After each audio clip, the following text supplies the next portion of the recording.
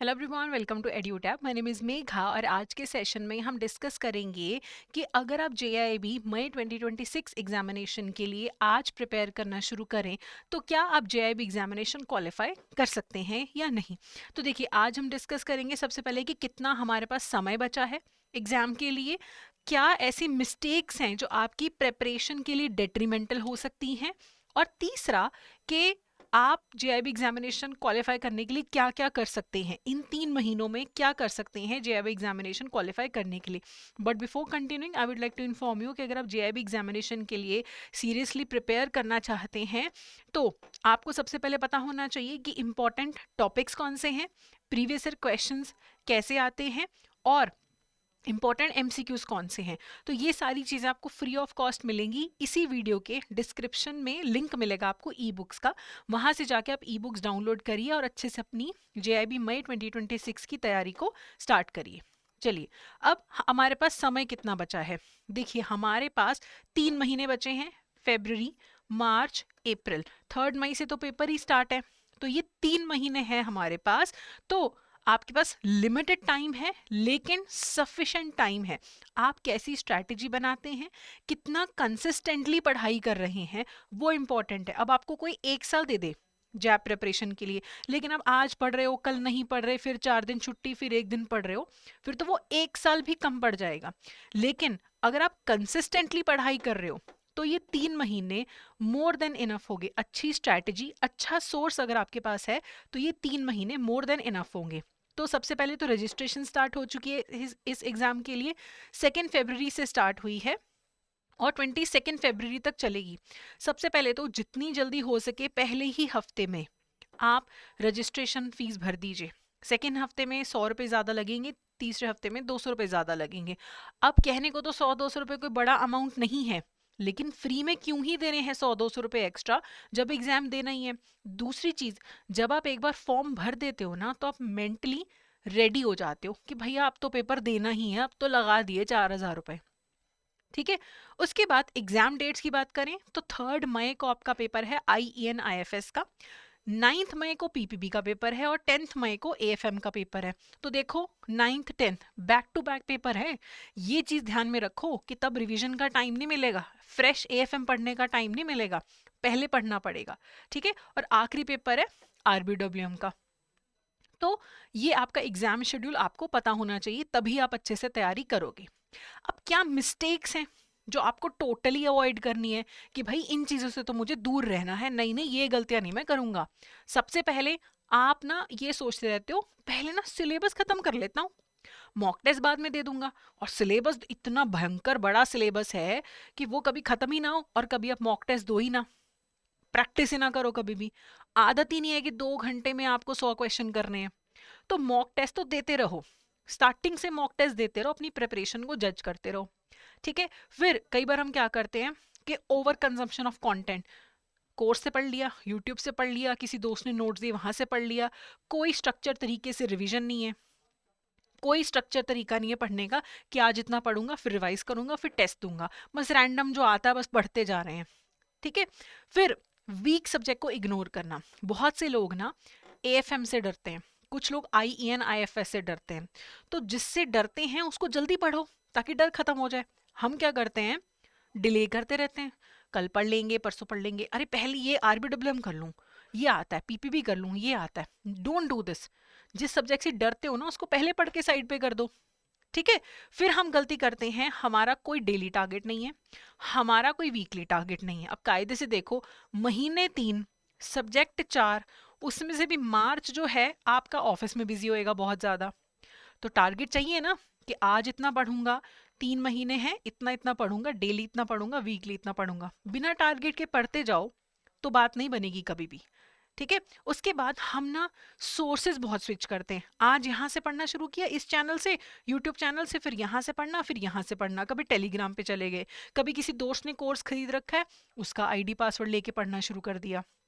बदलते जा रहे हो, बदलते जा रहे हो, बदलते जा रहे हो सोर्सेज। नहीं, एक पे स्टिक करो तो बात बनेगी। ठीक है। फिर कुछ लोग अंडर एस्टिमेट करते एग्जाम को कि अरे 10 साल हो गए मुझे बैंक में काम करते, क्या है ये सब तो मुझे आता है, मैं तो कॉमर्स बैकग्राउंड को, मुझे तो आता है। और जब एक्चुअली पेपर देते हैं तब एकदम आंखें खुल जाती हैं। पर आंखें कब खुल रही हैं? पेपर में जाके। लेकिन अभी आंखें खोलो कि भाई इतना भी आसान नहीं है, अच्छे से पढ़ूंगा तो आसान होगा। ठीक है, पहले ही सोच लो कि क्या है, बाकी लोग तो एक हफ्ता पढ़ते हैं, मैं भी एक हफ्ता पढ़ लूंगा। ये अप्रोच तो बिल्कुल सरासर गलत है। ठीक है, तो अब आपको करना क्या है? सबसे पहले ना अच्छे से सिलेबस कवर करो। सिलेबस फर्स्ट आपकी स्ट्रैटेजी होनी चाहिए कि क्या इंपॉर्टेंट है, क्या पहले पढ़ना है, क्या बाद में पढ़ना है। सिलेबस अच्छे से देखो, उसके हिसाब से स्ट्रैटेजी बनाओ। हर दिन के स्लॉट्स फिक्स कर लो कि ये 2-3 घंटे जो है मैं पढ़ूंगा, और ये तो मतलब एकदम लक्ष्मण रेखा है, इसके अंदर है कि मेरे को काम ये करना है। मैं 5 बजे उठूंगा, मैं 5 से 7 पढ़ूंगा, या मैं रात को 2 घंटे एक्स्ट्रा निकालूंगा। 3 घंटे 2 घंटे कम से कम निकालिए। फेब्रवरी अप्रैल में ज्यादा टाइम निकालिएगा, क्योंकि मार्च आप लोग का बिजी जाएगा। ठीक है, फिर कंसेप्चुअल क्लैरिटी पे ध्यान दो। यहाँ से मटेरियल, वहां से मटेरियल, ये भी पढ़ लिया, वो भी पढ़ लिया, रट्टा मार लिया, नहीं। कंसेप्चुअल क्लैरिटी से पढ़ो। 3 महीने एकदम बढ़िया आपके लिए हैं प्रिपरेशन करने के लिए। ठीक है, फिर मॉक टेस्ट जरूर दो, एमसीक्यू जरूर प्रैक्टिस करो शुरू से ही। कई बार क्या होता है, मुझे लगता है ये ना 10 चैप्टर तो मेरे को बढ़िया से आ गए, जब मैं मॉक टेस्ट दे रही हूँ तब मुझे अपनी गलतियां पता लग रही हैं कि यार मैंने ये एंगल से तो सोचा ही नहीं, ये मैंने एलिमिनेशन टेक्निक तो लगा ही नहीं, मैं तो बहुत टाइम ले रहा हूँ क्वेश्चन सॉल्व करने में। तो मॉक टेस्ट आपको आपकी प्रिपरेशन को अलाइन करने में हेल्प करते हैं according to the demands of the examination. उसके बाद रिवीजन वीकली करो। मंडे टू फ्राइडे पढ़ा या मंडे टू सैटरडे पढ़ा, संडे दिन भर बैठ के रिवीजन करो। अब इतना पढ़ लिया, रिवाइज नहीं किया तो इसकी कोई वैल्यू नहीं है। इतना सा पढ़ा लेकिन रिवाइज करा तो ये परमानेंटली आपको याद रहेगा। Revision is very important. ठीक है, फिर ज्यादा ना कुछ लोग एकेडमिक डेप्थ में चले जाते हैं, एग्जाम की ओरिएंटेशन भूल जाते हैं कि जी पीपीबी में सरफेसी एक्ट है मैम, हमने तो एक्ट निकाल के पढ़ लिया पूरा। अरे भैया, पेपर में तो आना ही नहीं है इतना। एग्जाम में देखो क्या पूछा जा रहा है। पढ़ने का शौक है, बाद में पढ़ना। अभी एग्जाम ओरिएंटेशन देखो कि किस टाइप का पेपर में क्वेश्चन आ रहा है, मुझे क्या पता होना चाहिए। हम कई बार ना एक में घुस जाते हैं सब्जेक्ट में कि ये अच्छा लग रहा है, मजा आ रहा है पढ़ने में। मजा लो, लेकिन एग्जाम की ओरिएंटेशन को मत भूलो। तो हमें क्या चाहिए? कंसिस्टेंसी से पढ़ाई करनी है, स्मार्ट प्रायोरिटाइजेशन करनी है कि क्या पहले पढ़ना है, क्या बाद में पढ़ना है, किसको कितना टाइम देना है, रिवीजन कब करनी है, प्रॉपर स्ट्रैटेजी होनी चाहिए। और मॉक टेस्ट देके खुद को कंटिन्यूअसली असेसमेंट दो कि मैं कैसा कर रहा हूँ। ये चीजें करोगे तब आप जेआईबी एग्जामिनेशन को क्वालिफाई कर पाओगे।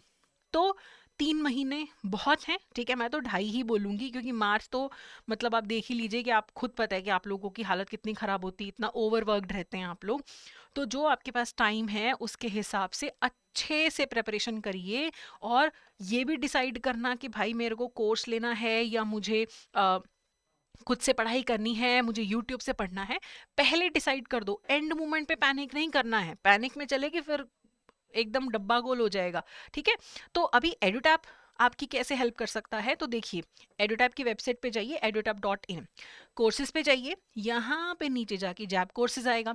इसमें आपको ना हमारी सारी ऑफरिंग्स नजर आ रही हैं कि क्या क्या इस टाइम पे चल रहा है। ठीक है, तो देखो अगर आप ना डिटेल्ड प्रिपरेशन करना चाहते हो तो है मास्टर कोर्स। इसमें क्या है, सारे सब्जेक्ट्स की रिकॉर्डिंग्स को 15-15 20-20 मिनट की वीडियोस में डिवाइड किया गया है कि जब भी टाइम मिला एक वीडियो देख ली, है ना। और साथ के साथ फिर नोट्स हैं, test series, chapter wise MCQ, सब कुछ अवेलेबल है। प्रीवियस ईयर क्वेश्चंस भी हैं, और एग्जाम से जस्ट पहले रिवीजन क्लासेस हो जाती हैं, लाइव क्लासेस होती हैं, टोटल 24 सारे सब्जेक्ट्स रिवाइज करवाने के लिए। ठीक है, अगर आपको है कि मैम मेरे को डिटेल नहीं चाहिए, मुझे तो बस आप पास करवा दो, है ना, मेजर सिलेबस करवा दो। पास क्या, पास से कहीं ज्यादा नंबर आ जाएंगे अगर आप लाइव क्रैश कोर्स बैच 3 में एनरोल करते हो और अच्छे से प्रिपरेशन करते हो। ठीक है, तो लाइव क्लासेस होंगी टोटल 60, चारों सब्जेक्ट्स कवर होंगे, साथ में notes, test series, chapter wise MCQs, PYQs, सब कुछ आपको मिलेगा। ठीक है, और अगर आपको लगता है मैम पढ़ाई तो कर ली है बट टेस्ट देने हैं, तो टेस्ट सीरीज भी अवेलेबल है ना। और फेबिटी कोड लगाओगे किसी भी कोर्स में अभी तो 80% ऑफ मिलेगा।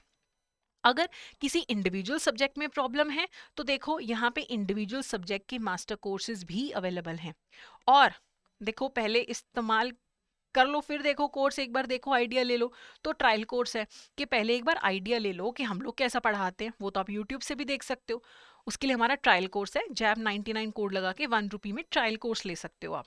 ठीक है, अब मैं ऐसा नहीं बोलूंगी कि कोर्स से ही पेपर क्लियर होगा, ऐसा नहीं है, लेकिन स्ट्रक्चर तरीके से सिर्फ एक जगह से पढ़ना है तो courses are a very good option.